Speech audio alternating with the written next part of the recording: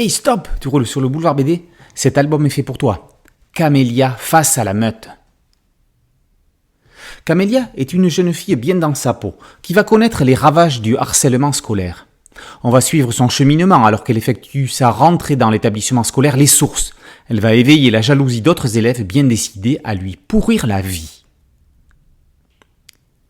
À travers le scénario de Camélia, les lecteurs vont comprendre les différents rouages conduisant au harcèlement. Malgré le fait que ce problème a déjà été amené à de nombreuses reprises sur la place publique, il faut continuer à diffuser le message, surtout pour que les victimes réalisent qu'elles sont innocentes et non responsables de leur situation. Le sujet est traité par Christophe Cazenove de telle manière à ce que chacun d'entre nous puisse s'identifier à Camélia. Ne voulant pas prévenir ses parents, la jeune fille se renferme sur elle-même, alors que les faits s'aggravent. Si ce livre peut permettre à l'entourage proche de comprendre qu'un geste, une écoute compréhensive, peut changer les choses et aider la victime, le pari est gagné. Il y a quelques jours, Jonathan Destin, un jeune homme de 27 ans, est décédé dans son sommeil.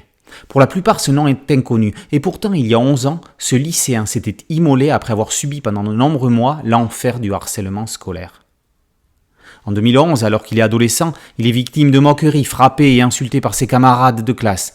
Il sombre dans la dépression et dans un geste désespéré, il tente de mettre fin à ses jours en s'immolant par le feu. Le corps brûlé à 72%, il va survivre à sa tentative de suicide.